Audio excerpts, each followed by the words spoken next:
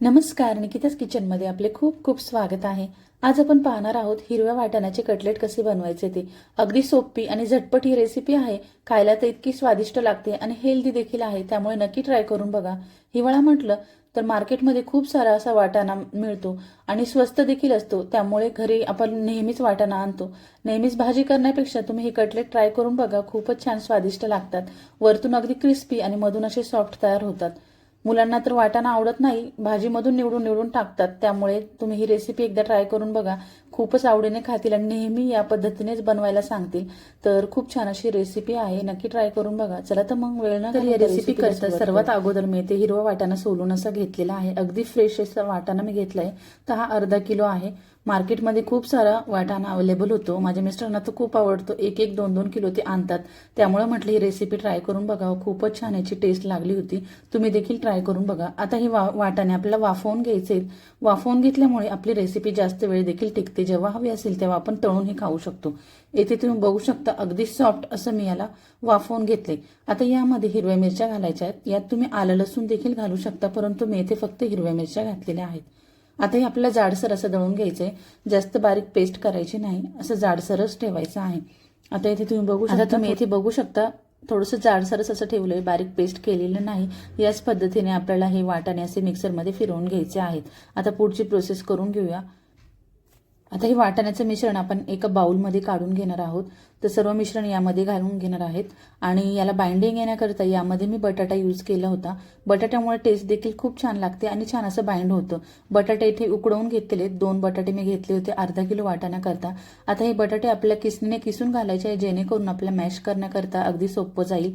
आता इथे सर्व व्यवस्थित मी किसणीने किसून घेतले दोन्ही बटाटे।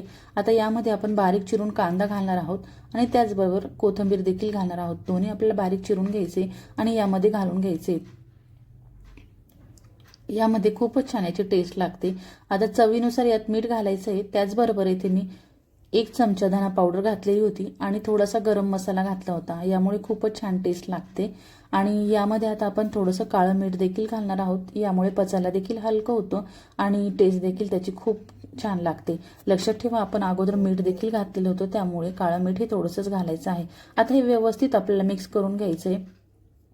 आता ह्या चमच्यानेच मी मिक्स करत आहे। चमच्याने मिक्स झाल्यानंतर आता हे हाताने आपल्याला छान असं मळून घ्यायचं आहे। ही रेसिपी खायला खूपच स्वादिष्ट लागते, तुम्हाला नक्कीच आवडेल। तर आता थोडासा याचा ओलसरपणा कमी होण्याकरता यामध्ये मी 2 चमचे रवा घातलेला आहे। रवा घातल्यामुळे याचा ओलसरपणा अजिबात नाहीसा होतो आणि छान असे ड्राय आपलं मिश्रण तयार होतं। आता हे व्यवस्थित आपल्याला परत मिक्स करून घ्यायचं आहे रवा घातल्यानंतर आणि याला आपल्याला 10 मिनिटं रेस्टला ठेवायचं आहे, जेणेकरून रवा छान असा फुलेल। आता हे व्यवस्थित मळून घेतलं, यावर झाकण ठेवून आपल्याला 10 मिनिटं साईडला ठेवून द्यायचं आहे। तोपर्यंत आपण पुढची प्रोसेस करून घेऊया। आता कटलेट छान क्रिस्पी होण्याकरता मी इथे ब्रेड क्रम्स करून घेत आहे। तर 4 ब्रेड मी मिक्सरला छान असे फिरवून घेणार आहे, अगदी बारीक त्याची पावडर तयार करून घ्यायची आहे। असं केल्यामुळे खूपच छान क्रिस्पी आपले कटलेट तयार होतात। तुमच्याकडे जर ब्रेड नसेल तर रवा लावला तरी चालेल, परंतु ब्रेड असेल तर नक्की करा, कारण ब्रेडमुळे खूपच छान असे क्रिस्पी होतात। मिक्सरला छान असं फिरवून घेतले, तुम्ही बघू शकता किती छान अशी पावडर तयार झालेली आहे, यामुळे आपले कटलेट खूपच छान असे क्रिस्पी होणार आहेत। तर आता पुढची प्रोसेस आपण करून घेऊया। तर आपल्याला कटलेटला छान कोटिंग करण्याकरता इथे 2 चमचे मी मैदा घेतलाय, त्यामध्ये मीठ आणि लाल मिरची पावडर घातलेली आहे। याच्यात पाणी घालून आपल्याला याची छान अशी स्लरी बनवून घ्यायची, अगदी पातळ। यामुळे खूप छान अशी कोटिंग कटलेटला येते आणि आपले कटलेट छान असे क्रिस्पी होण्यास मदत होते। तर आता छान अशी याची स्लरी मी करून घेतलेली आहे। मैद्याऐवजी तुम्ही इथे कॉर्नफ्लॉवर देखील यूज करू शकता, पण प्रत्येकाच्या घरी कॉर्नफ्लॉवर अवेलेबल नसतं, त्यामुळे मी इथे मैदा घेतलेला आहे। आता 10 मिनिटं ठेवलेलं साईडला मिश्रण आपलं छान असं तयार झालेलं आहे। रवा देखील छान त्यात मुरलेला आहे। आता थोडंसं मिश्रण हातावर घ्यायचं आहे आणि आपल्याला आवडेल त्या शेपमध्ये आपण हे कटलेट तयार करून घ्यायचे। आता इथे मी सिलेंडर आकाराचे कटलेट तयार करून घेत आहे, तुम्हाला जसे हवे असेल तसे तुम्ही आकार देऊ शकता याला। खूप छान हे कटलेट तयार होतात, तर तुम्ही बघू शकता याला छान अशी बाइंडिंग देखील आली आणि खूप छान असे कटलेट तयार झाले आहेत। याचप्रमाणे आता मी सर्व कटलेट तयार करून घेणार आहे। तर सर्व कटलेट मी सिलेंडर आकाराचेच तयार केले होते, तुम्हाला जसे हवे असेल तसे तुम्ही तयार करून घेऊ शकता। आता इथे सर्व कटलेट मी तयार करून घेतलेले आहे। अर्धा किलोमध्ये आपले एवढे सारे कटलेट तयार होतात। आता आपल्याला पुढची प्रोसेस करायची आहे। तर आपण जी स्लरी बनवलेली होती मैद्याची, त्यामध्ये आपल्याला कटलेट असं छान असं बुडवून घ्यायचं आहे आणि पूर्ण त्याचं पाणी झटकून आपल्याला यावरती ब्रेड क्रम्स लावून घ्यायचे आहे. तर ही प्रोसेस आपण 2दा करणार आहोत. असं केल्यामुळे खूपच छान याला कोटिंग होते आणि ते फुटत नाही तेलात आणि क्रिस्पी असे होतात. तर आता हे एकदा कोटिंग केलेले आहे. आता परत आपल्याला याला स्लरीमध्ये बुडवायचं आहे आणि छान अशी परत डबल कोटिंग करून घ्यायचे आहेत.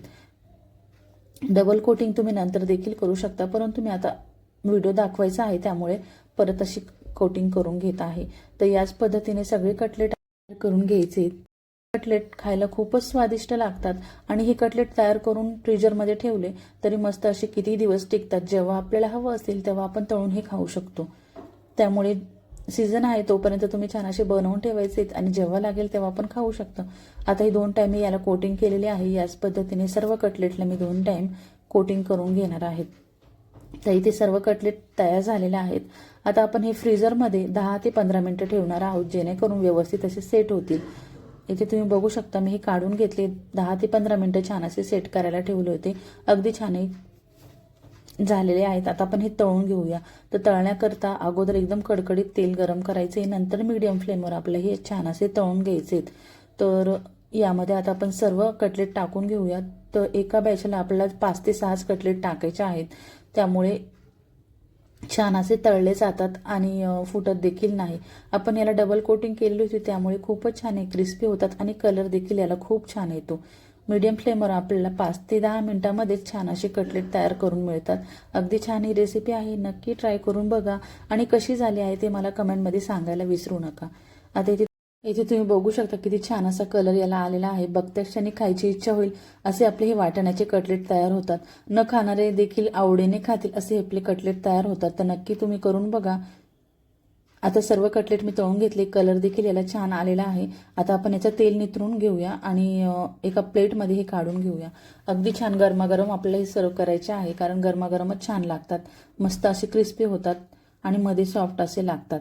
तर आता हे तेल नितरून घेतलेलं आहे. एका प्लेटमध्ये मी हे काढून घेणार आहे. अगदी स्वादिष्ट कुरकुरीत असे आपले कटलेट तयार झालेले आहेत. तर तुम्ही नक्की या हिवाळ्यामध्ये वाटाण्यापासून हे कटलेट बनवून बघा. कसे झाले आहे ते मला कमेंटमध्ये सांगायला विसरू नका.